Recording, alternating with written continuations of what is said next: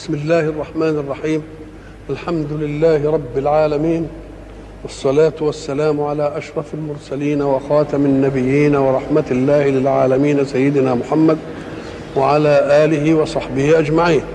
وبعد، فقد وقفنا في اللقاء السابق عند قول الله سبحانه: أعوذ بالله من الشيطان الرجيم، أفلم ييأس الذين آمنوا أن لو يشاء الله لهدى الناس جميعا. وقلنا ييأس قيل أنها بمعنى يعلم، لغة لهجة في قريش. أفلم ييأس أفلم يعلم الذين آمنوا أنهم لم يهتدوا لأن الله لم يشأ هدايتهم. أفلم ييأس على حقيقتها، أفلم ييأسوا أي من أن يؤمنوا، لأن الإيمان لابد أن يكون فيه استعداد نفسي لقبوله فيشاءه الله. نعم. وفاتنا عند قول الحق سبحانه وتعالى: ألا بذكر الله تطمئن القلوب. ضجة أيضا صنعها المستشرقون الذين قرأوا القرآن بغير ملكة العربية، لأنهم تعلموا اللغة صناعة، وتعليم اللغة صناعة مش زي ما تكون ملكة طبيعية في النفس. حينما قالوا إن القرآن في تعارض، فآية تقول ألا بذكر الله تطمئن القلوب، وعندكم في سورة المائدة يقول الحق: إنما المؤمنون الذين إذا ذكر الله وجلت قلوبهم. فأي المعنيين هو المراد؟ لو أنه استقبل القرآن بالملكة العربية لعلم الفرق بين بذكر الله تطمئن، أي بذكرهم الله تطمئن القلوب، ولكن الآتان إذا ذكر الله أمام أناس، فكأنه إذا ذكر الله أمام أناس كأن كانت فيه لحظة غفلة عن الإله. يقوم لما واحد يقول الله كده يبقى أكن نبهه إلى شيء هو كان مش موجود عنده، يبقى القلب يوجد. أو أن الحق سبحانه وتعالى يخاطب الخلق جميعا بما فيهم من غرائز وعواطف ومواجيد.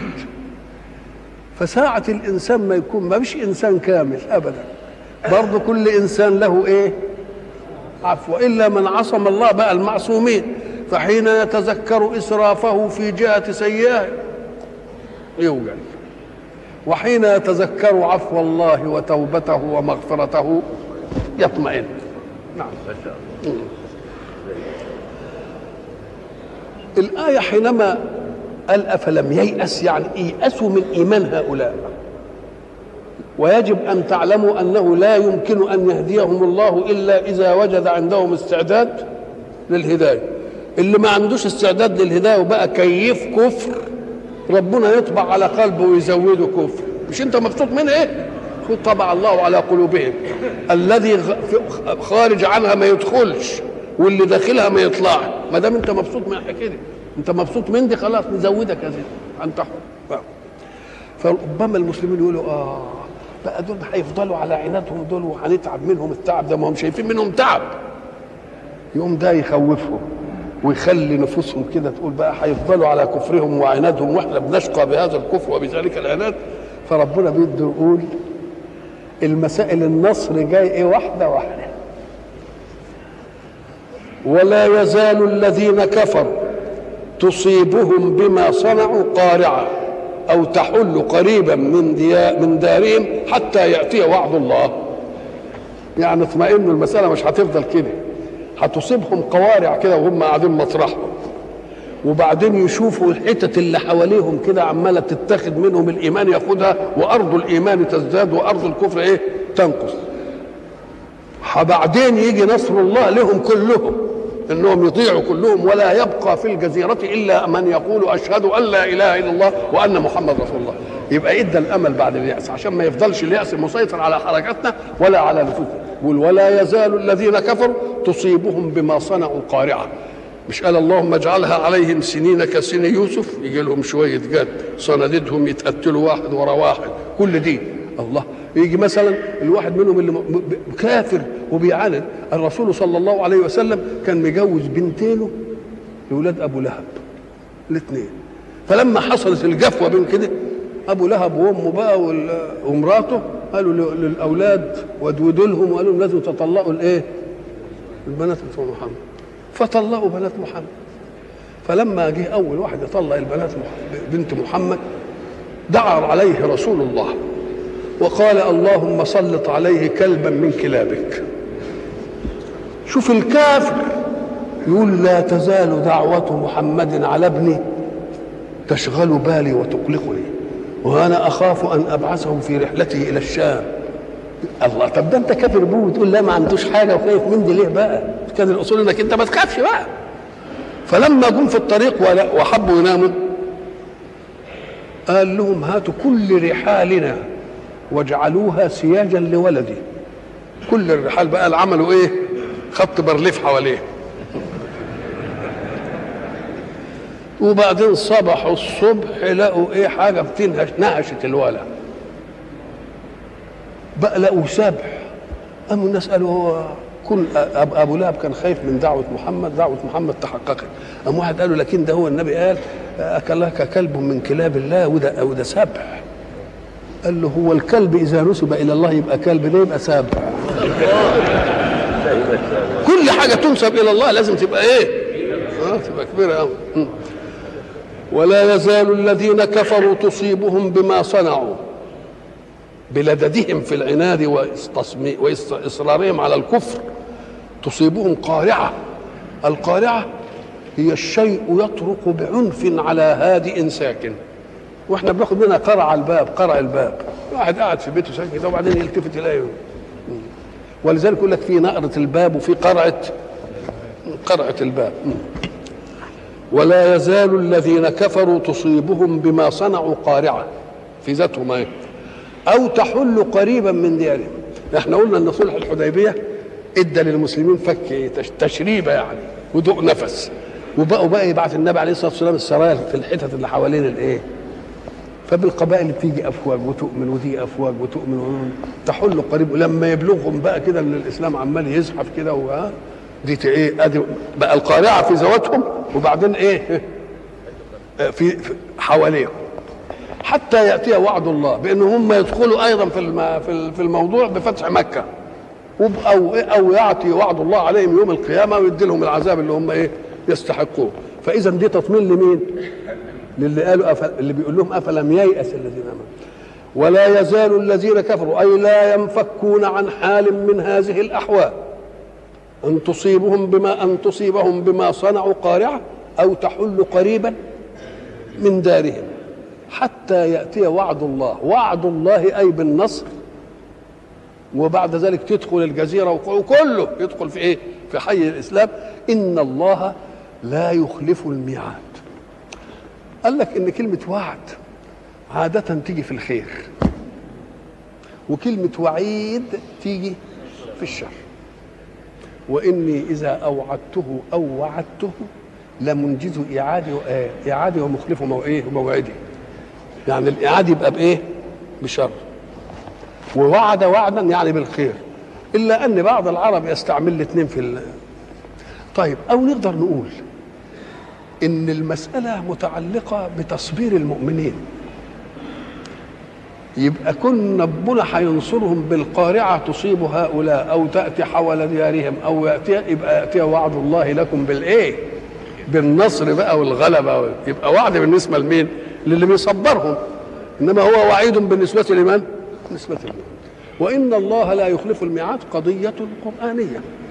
قضيه القرانيه لا يخلف الميعاد بتعليل رتيب فلسفي بفكر البشر. ليه؟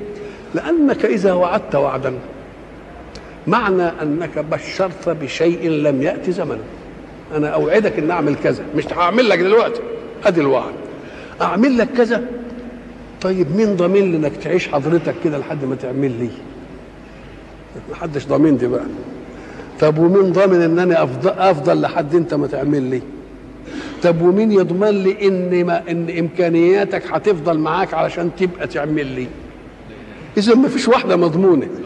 اذا لا يصح ان يعد الا ان يقول ان شاء الله، ولا يعد وعدا مطلقا الا الله. لا يعد وعدا مطلقا الا مين؟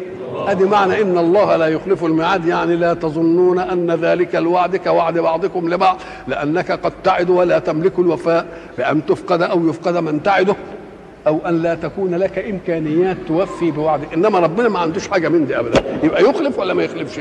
لا يخلف الميعاد. ان الله لا يخلف الميعاد. ولقد استهزئ برسل من قبلك. استهزئ في هزأ بفلان، انما استهزأ طلب من الغير ان يهزأ به، يبقى عدى الضلاله. في واحد يهزأ به خلاص، انما استهزأ يعني طلب من كل غير انه ايه؟ يبقى هيركب اسمه واسم مين؟ واسم الثاني. ولقد استهزئ برسل من قبلك، يعني لست بدعا في ان يقف الناس منك هذا الموقف. وواحد مثلا يشوف النبي بيمشي ازاي، والنبي كان بيمشي اذا مشى كانما يتحدر من صبب، يعني زي ما يكون نازل من حته ايه؟ من حته عاليه، وتملي بصره في الارض. فالناس واخدين على مشي الفتوانه بقى ثاني عطفه وعامل لي اكتافه كده واخدين على الحكايه دي.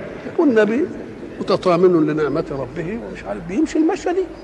فيجي واحد اللي هو الحكم ابو مروان يقلد مين؟ يقلد النبي ويمشي كده. يقوم النبي بنور البصيره فيه يعرف ان الحاجه كان قاعد وشايفه وهو قاعد كده، مالك هو لازم هيعمل حاجه. يقوم يتلفت يلاقيه ايه؟ بيعمل. قال له كن على هذا. فضلت الناشئه بتاعته كده. ثم نفاه الى الطائف.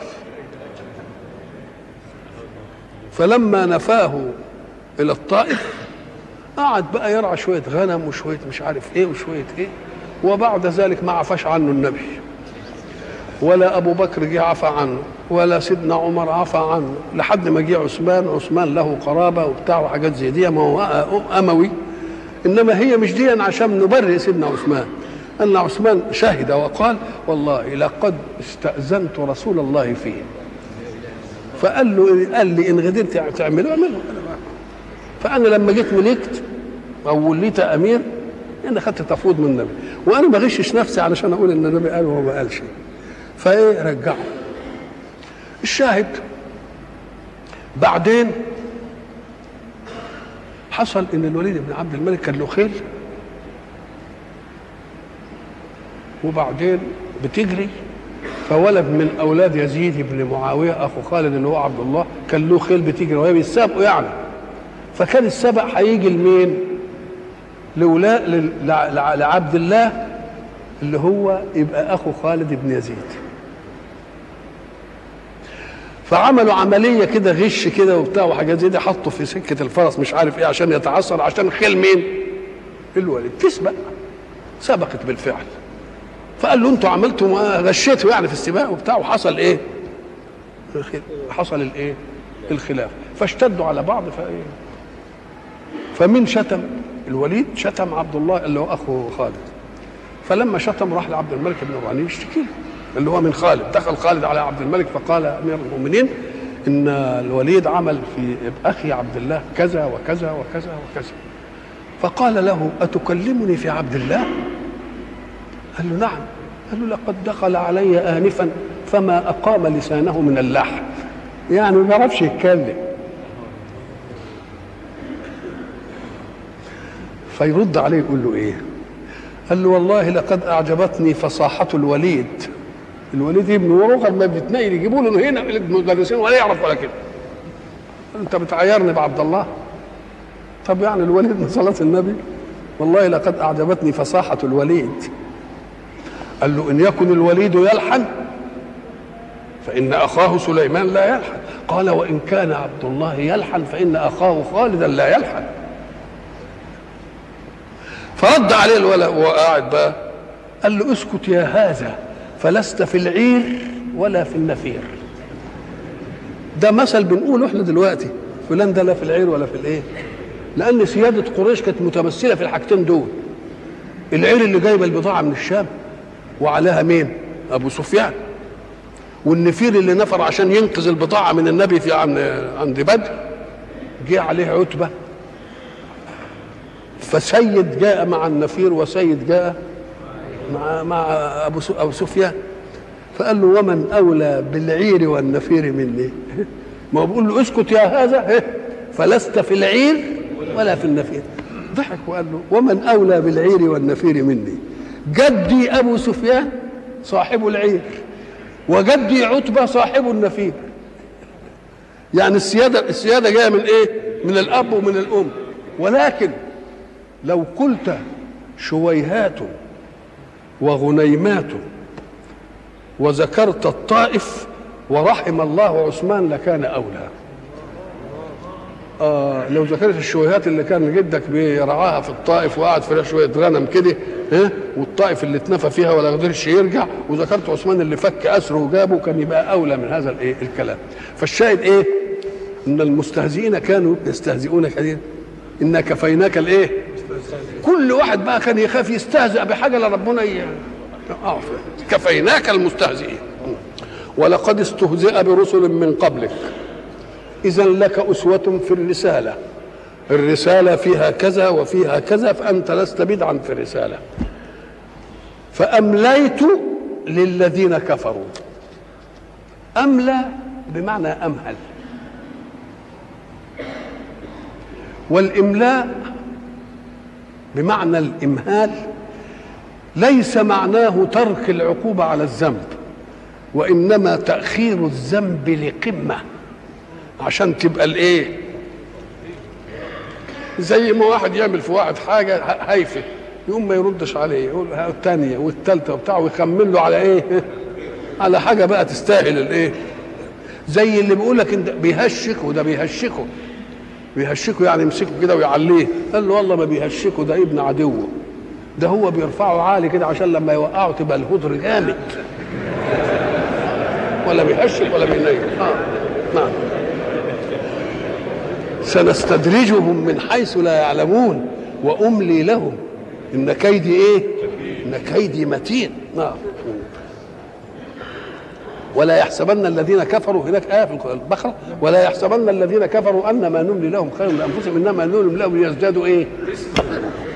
ده زي ما يكون واحد عمال يعمل فخ لواحد، واحد مثلا بيكره واحد في ديوان من الدواوين، وبعدين شاف عليه هفوه من الهفوات العمليه تتعلق بامانته، بانه خد حاجه ولا عمل حاجه، يقوم مش على طول يعني يفرح بها ويشيعها، لا، يسيبه لما يغلط غلطه كمان احلى، غلطه عنه، وبعدين ياخد بايه؟ ياخد بخبائه، زي اللي كانوا بيعملوا الجب للناس. ولقد استهزئ برسل من قبلك فامليت للذين كفروا ثم اخذتهم فكيف كان عقاب. كلمه فكيف كان عقاب دي معناها بيقولوا ايه رايك في العقاب ده بقى اللي انا عملته بهم، ده انا عملت فيهم كويس يعني. ولذلك هناك ان الذين اجرموا ايه كانوا من الذين امنوا يضحكون واذا مروا بهم يتغامزون واذا انقلبوا الى اهلهم انقلبوا فكهين. مش بس يستهزئ وينفض ويمشي، لما يروح يقول له اما انا قابلت فلان وهزأته تهزيء يسقفوا له. واذا انقلبوا الى اهلهم انقلبوا ايه؟ فكهين. واذا راوهم قالوا ان هؤلاء لضالون وما ارسلوا عليهم حافظين فاليوم الذين امنوا من الكفار يضحكون على الارائك ينظرون هل ثوب الكفار ما كانوا يفعلون. غدرنا نجازيهم؟ طبعا الكل يقول غدرت يا رب أو نعم. ولقد استهزئ برسل من قبلك فأمليت للذين كفروا ثم أخذتهم فكيف كان عقاب. انت ما تقولش دي، ما تقول انا وقفت امتحن كيف كانت اجابتي، ما تقولهاش الا ايه اذا كان ايه اجابه كويسه.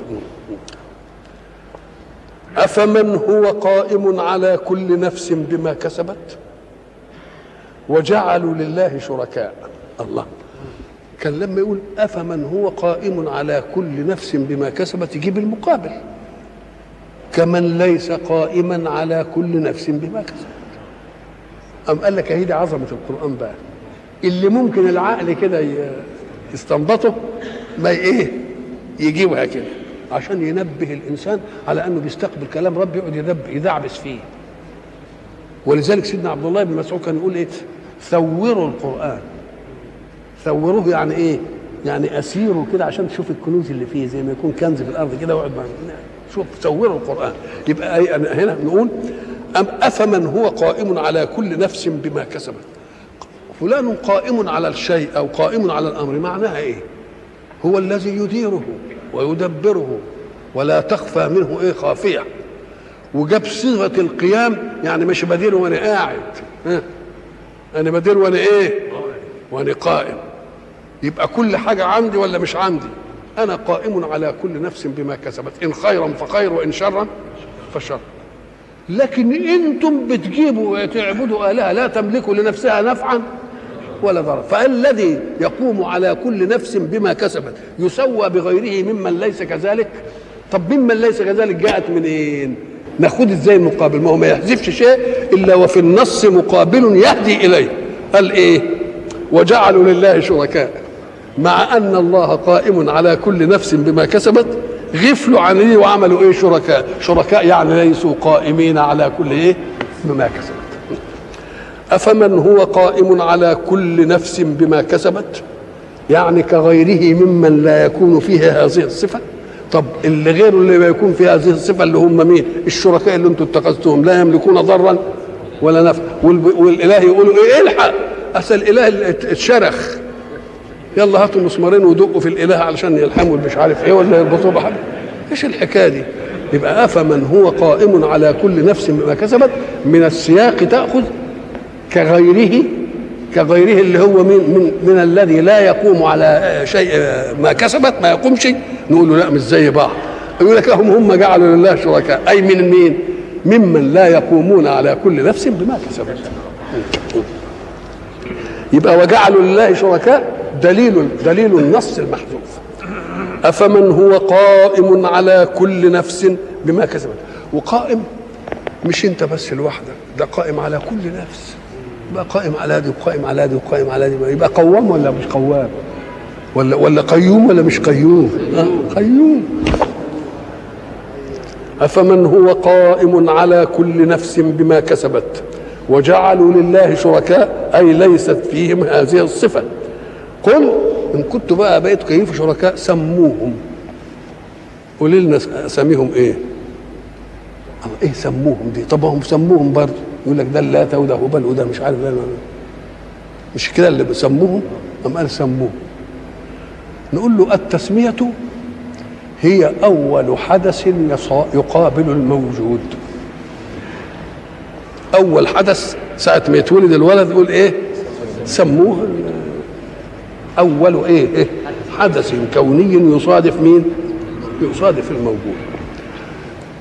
الذين سموا الأصنام لو نسبوها لنسبت لعمرو بن لحي، ما كانش فيه الحجارة ملاش أسامي أبدا. لو أن دول مسمات كانت موجودة كده من أول ما اتوجدت دي كان يبقى لهم أسماء، إنما دول ما لهمش إيه أسماء. جم في الآخر وزوروهم كده في آخر الدفتر. يبقى إذن قولوا لنا اسمهم إيه؟ يعني اسمهم الذي يطلق عليهم ساعة وجدوا، وإن كانوا آلهة يبقى ما حدش أطلقه، يبقى هم اللي يطلقوا على نفسهم. هو اللي بيسمي الإله حد بيسميه؟ هو اللي بيسمي نفسه. يبقى إذا ما دام كده يبقى المسألة كذب في كذب. قل سموه. حاجة تانية إلا أن تكون هذه جزئية وهم لهم وجود ولهم أسماء وربنا ما عرفش بيهم، وانتوا اللي بتعرفوه حاجة في كونه ما هوش عارف ايه. يعني حاجات لا دخل لها في ايه؟ في معلومة. أتنبئون، انتوا بتقولوا لنا على حاجة أنا ما أعرفهاش، يعني في الكون بتاعي حاجة ما أعرفهاش. قل سموهم أم تنبئونه بما لا يعلم في الأرض. اشمعنى يعني ما لا يعلم في الأرض؟ قالك لأنهم كانوا بيعبدوا الشوية اللي في الأرض دول، الأصنام وشوية الشجر والبتاع دي. أم بظاهر من القول. الظاهر من القول يعني قول لا معنى له، يقولون بأفواههم ما ليس ايه. وظاهر القول لأن الاسم إذا أطلق على مسمى بقى الاسم ظاهر والمسمى باطن موجود. انتم اكتفتوا بالظاهر والمسمى مش ايه؟ مش موجود. أم بظاهر من القول ولا ايه؟ ولا زين للذين كفروا مكرهم وفاهمين انهم هيعملوا ما ينكروا علينا ويقولوا الهه والهه، وصدوا عن السبيل ومن يضلل الله فما له من هاد. لهم عذاب في الحياة الدنيا. العذاب في الحياة الدنيا قال لك ده لصيانة حركة المجتمع من الفساد، لأن كان يقول لك أن يؤجل العذاب للآخرة. طب والذي لا يؤمن بالآخرة تفسد حركة الحياة به، يبقى لازم ياخد حاجة في اللي مؤمن بقى اللي عايشها دي. يبقى إذن عذاب الدنيا عشان إيه؟ عشان سلامة حركة الحياة. بيعملوا له عقوبة، يجرموه ويعملوا له عقوبة. إذا جرموه وعملوا له عقوبة، إذا جرموه وعملوا له عقوبة، يوم الذي عمل يخاف لا تقع عليه العين زي ما بيقولوا، واللي ما عملش يخاف يعمل. ثم تستقيم حركة الحياة بأمر محسن مشهود يصح أن يوجد له. إنما لو أنه هددهم فقط بعذاب الآخرة، هم مش مؤمنين بعذاب الآخرة. ولذلك قلنا في سورة الكهف ويسألونك عن ذي القرنين قل سأتلو عليكم منه إيه؟ ذكرى إنا مكنا له في الأرض ممكن وآتيناه من كل شيء سببا فأتبع سببا حتى إذا بلغ مغرب الشمس وجدها تغرب في عين حمئة فيها طين يعني، ووجد عندها قوما قلنا يا ذا القرنين إما أن تعذب وإما أن تتخذ فيهم حسنا. تفويض. قال أما من ظلم فسوف نعذبه ثم يرد إلى ربه فيعذبه عذابا نكرا، عشان حركة الحياة تستمر. وإلا لو كان المهمل أو المسيء ما ياخدش جزاؤه، دي تعمل إيه؟ دي تشجع غير إنه يعمل زيه. وأما من آمن وعمل صالحا المقابل فله جزاء الحسنى وسنقول له من أمرنا إيه؟ من أمرنا يسرا. يبقى يدي عذاب الدنيا عشان إيه؟ عشان سلامة حركة الحياة من بطش من لا يؤمن بالعودة إلى الله في اليوم الإيه؟ في اليوم الآخر.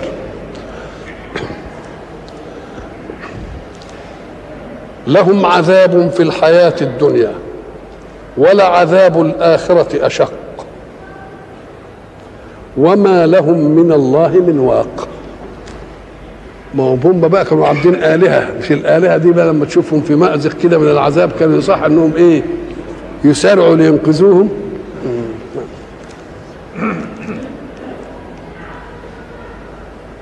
مثل الجنة التي وعد المتقون تجري من تحتها الأنهار أكلها دائم وظلها تلك عقبى الذين اتقوا وعقبى الكافرين النار. بعد ما تبين لنا معسكرات إيمان ومعسكرات كفر مضادة لحركة الإيمان، كان ولا بد أن يتكلم لنا عن الجزاء لهؤلاء وهؤلاء. فقال للأولاني عذاب في الدنيا وعذاب في الآخرة أشق وما لهم من واق. الثانية بقى مثل الجنة التي وعد المتقون تجري من تحتها الأنهار. وعد المتقون، من الذي وعد؟ الله، والرسل بلغوا عن الله. يبقى لو خدنا من المصدر الأساسي يبقى الله هو اللي عمل، من المصدر المباشر وبعدين يجي بعدين الرسل ينتهوا والعلماء يقعدوا يقولوا لهم الله. يبقى الوعد الأصيل من مين؟ والبلاغ عن الوعد الأصيل للرسل، وحمل البلاغ الذين يحملون ايه؟ رسالات الله. يبقى وعد ماشيه في ايه؟ في ثلاثه. ولذلك فيه فعل واحد يقوم يشيع بين افراد.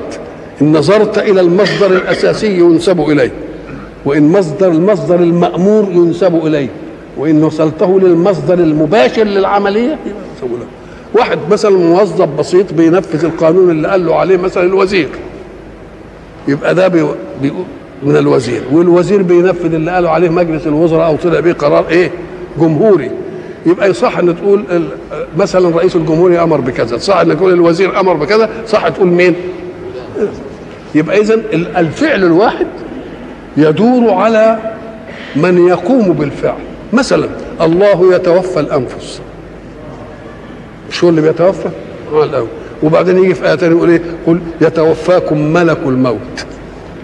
يبقى التوفيق ان قالت لربنا وان قالت لمين؟ انما جايبها من بطنه ولا جايبها من الاعلى؟ يبقى نسبتها للمباشر.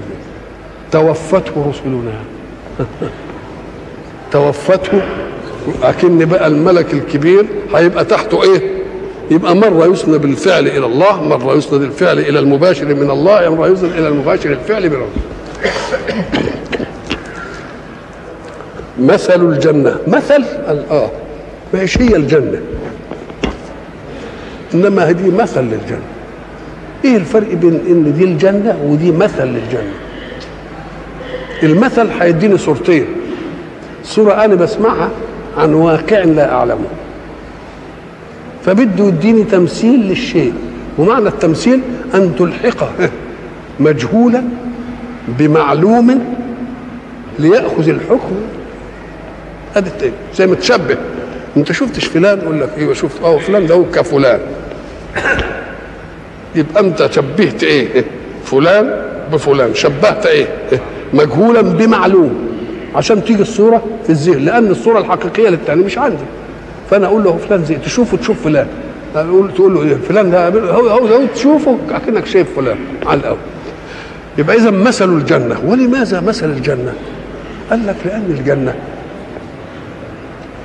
التي يقول فيها الرسول شرحا لموجز من القرآن فيها ما تشتهيه الأنفس وتلذ الأعين،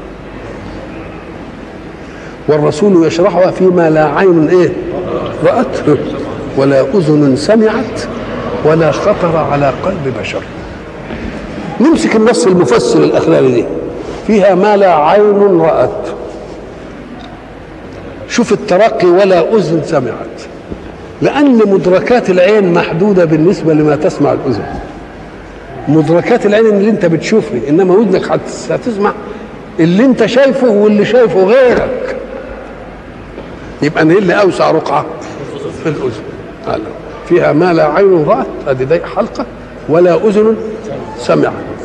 هات بقى ولا خطر على قلب بشر، يعني من الخواطر أيها أوسع.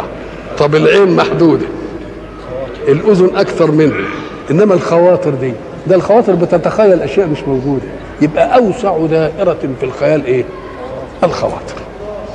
فيها ما لا عين رأت أدي واحدة، ولا أذن سمعت أدي الثانية، ولا إيه؟ خطر على. طيب اللغة اللي إحنا بنتكلمها بتيجي إزاي؟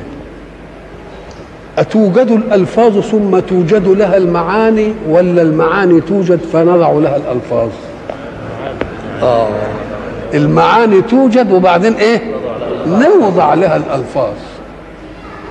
طب إذا كانت الجنة فيها ما لا عين رأت ولا أذن سمعت ولا خطر على قلب بشر، طب هنوضع لها ألفاظ ازاي دي؟ ده الأصول المعنى يوجد أولا وبعدين نقول المعنى ده نقول عليه اسمه كذا، وأنا ما أعرفش حاجة عنه خالص. ما لا عين رأت ولا أذن سمعت ولا خطر على قلب بشر، من أين أعبر عنها؟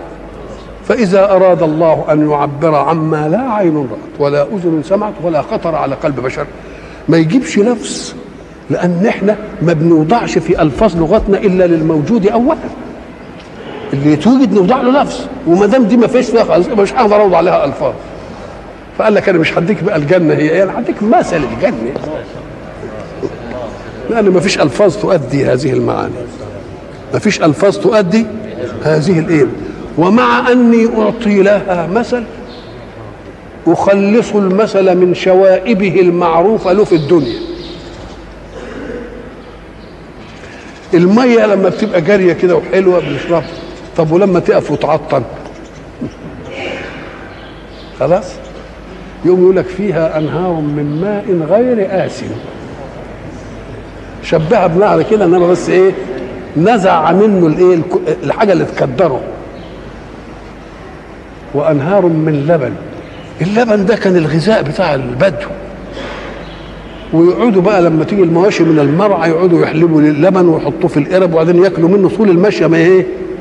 يوم مرار يطول عليه الوقت يتغير. فقالوا انهار من لبن لم يتغير طعمه. فيجيب المثل بس ما يبقاش على اطلاقه، ينزع منه المكدر. وانهار من عسل مصفى. ليه؟ قال لك لان العسل اصل اول مراحل الجبال، اول مراحل العسل كان يسكن مين؟ الجبال.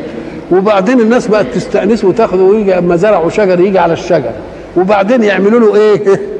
منحل من شغلهم، ويزرعوا له شويه زرع وبتاع ومش عارف ايه. واوحى ربك الى النحل ايه؟ ان اتخذي من الجبال بيوتا ايه؟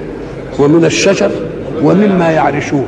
اما يعملوا لكم بقى منحل كده ويحطوا فيه الازهار بقى. الراجل الامريكي اللي قعد يبحث في تاريخ النحل وجد اقدم عسل هو اللي موجود في الكهوف الجبليه. هم بيعرفوا القديم من الجديد، يعملوا يطلعوا يحرقوا منه شويه ويعملوا الكربون، والكربون ده هو اللي يحدد الايه؟ حدد العمر. وبعدين اقل منه اللي على الشجر. وبعدين بقى اللي احنا بنعمله ده مما يعرشون طبق الاصل زي ما قال اتخذي من الجبال بيوتا ايه؟ ومن الشجر ومما ايه؟ ومما يعرشون. يقول ايه؟ وانهار من عسل. فدم في الجبل بقى كان ولا في الشجر حتى، يقوم يختلط بغيره، وهو بيجري من العسل كده شويه رمل وشويه حصى وشويه ها. ولما يجيب من الشجر يبقى ورق الشجر اللي سقط عليه وحته الفروع اللي دابت والبتاع، يقوموا يعملوا ايه؟ يجيبوا بقى المناخل كده وايه؟ ويبقى بيديني العسل، انما بينفي منه مين؟ بينفي منه المكدر. انهار من ايه؟ انهار ومن عسل ايه؟ مصفى. خلاص. وانهار من خمر. بس الخمر اللي بيعكرها ايمانيا ايه هي؟ انها ليست لذه ولها اثر في التكوين العضوي على العقل، يوم ينفي دي منه. وانهار من خمر لذة للشاربين. لو انت شفت كده في اي حاجه كده والجماعه اللي بيسكروا تقوم تجد يحط شويه صغيرين في الكاس، الا ان كان بقى يعني واد حريف، يقوم ساعه ما ياخدها يشربها لحظه دي، ساعه ما ياخدها يشربها يدلقها دلق، ما يمررهاش على بقه لانه طعمها وحش قوي. اذا هي ما تنشربش لذه زي ما بتكون بتمزمز في كاس مانجا ولا كاس برتقال ولا كاس مش عارف فراوله، وتاخد شويه ودوكها بايه؟ يدلقها ده لانها مش لذه.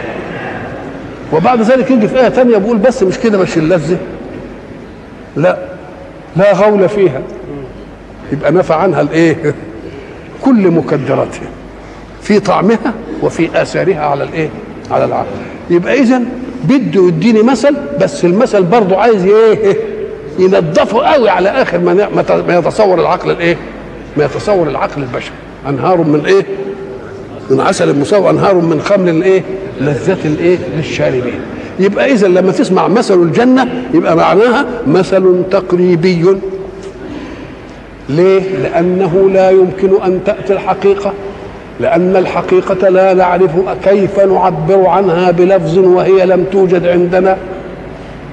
إذا ما نقدرش نعبر ولا يخاطبنا ربنا إلا بما نعلم من اللغة، يقوم يجيب لنا المثل الإيه؟ المضروب. المثل المضروب ده بده يقول لك فيه إنك أنت ما تاخدش المثل إلا على بس صورة تقريبية، صورة تقريبية، ومع ذلك ينفي فيه. لما الراجل الشاعر مدح الخليفة وقال له اقدام عمرو ده واحد شجاع، في ايه؟ في سماحة حاتم، كريم زي حاتم وفارس زي عمرو بن معدي كريم. اقدام عمرو في سماحة حاتم، في حلم احنف بن قيس، في ذكاء اياسي. يبقى كم واحد جابهم من العظماء اللي ضرب بهم المثل؟ اقدام عمرو في سماحة حاتم، في حلم احنف، في ذكاء اياس. ده بيقول لمين؟ بيقول للخليفه. فقام واحد كده راجل يعني بده يستدرك، قال له الامير فوق من وصفت.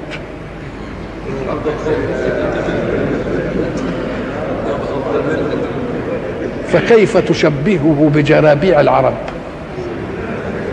عمرو بن معدي كريم ومسوي ايه هم دول؟ فيشاء الله سبحانه وتعالى ان ينصف الشاعر، وكان ذا بديع، فقال لا تنكروا ضربي له من دونه مثلا. انا ضربت المثل بمن دونه، لأن دول مثل شرود في الندى والباس. لا تنكروا ضربي له من دونه مثلا شرودا على ألسنة الناس، حاتم وإياس وبتاع، مثلا شرودا في الندى والباس. شوفوا الدقة بقى. فالله قد ضرب الأقل لنوره مثلا من المشكاة والنبراس. يبقى إذن المثل مش يديني الحقيقة.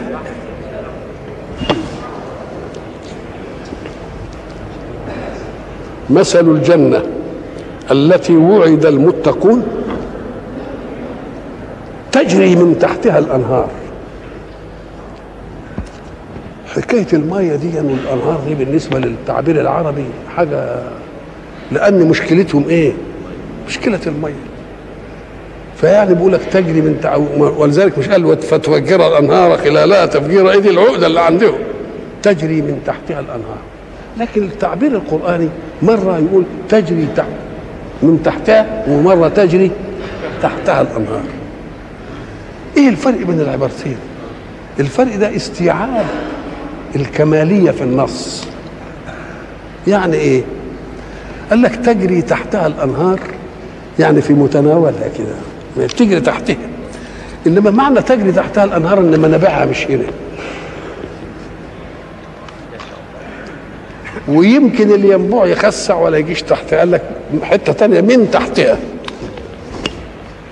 يعني كأن كل مكان له عيون ايه طلع. ولما النصوص النبويه تيجي توصف لنا يقول لك العجيب فيها بقى ان الانهار عندنا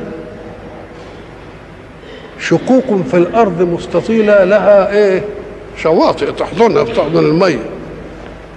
قال لك لا، الانهار اللي في الجنه هتلاقي الميه ماشيه بدون شواطئ تحجزها، وتلاقي الخمره داخله في الميه وطالعه كده، يعني شغلانه بقى.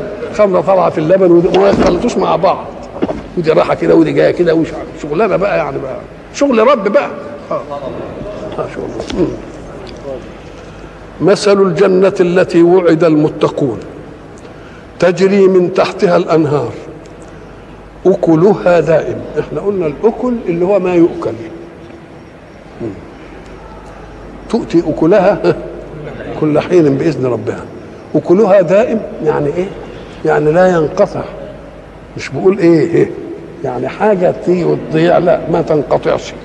وما دام ما تنقطعش، الإنسان حين يأكل بصدد أن يشبع غريزته، بعد ما يشبع غريزته يمكن الطعام يبقى قدامه يعني يزعله، عايز الطعام ايه ينشال. لكن لما يجوع يبتدي، ويفرض انه طعام حلو وطعام جميل كده والنفس بتشتهيه. احنا بنقول في اعرافنا يعني لما نقعد نقول الواحد زعل اللي شبع، يعني كان نفسه ايه؟ كان نفسه ياكل، كأن الاكله دي يعني هي الفرصه. قام قال له لا، ده هتيجي كل ريحه انقطاع.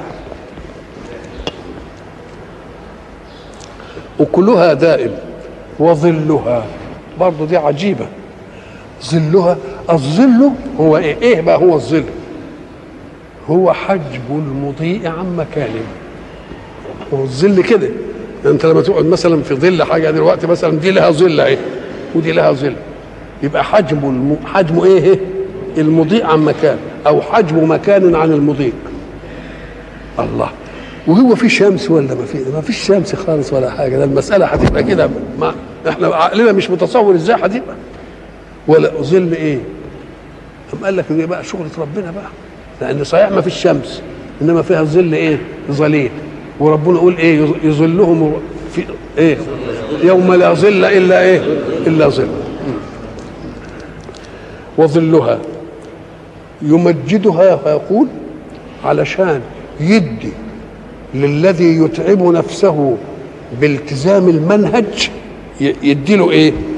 تلك عقبى الذين اتقوا. يعني يا متقي اياك ان تجد مشقة في التكليف. ليه؟ لان انت هتشوف نتيجة المشقة دي امر ايه؟ امر جميل قوي، يستاهل الايه؟ يستاهل المشقة. فانا عارف ان الجنة حفت بالايه؟ بالمكاره، والنار حفت بالايه؟ بالشهوات. لكن الإنسان العاقل ساعة يرى تكليفا يحد من حريته لا يستحضر هذا التكليف، هذا الأمر في ذاته، إلا إذا استحضر عقوبته معه. صحيح حلوة، إنما عقوبته إيه؟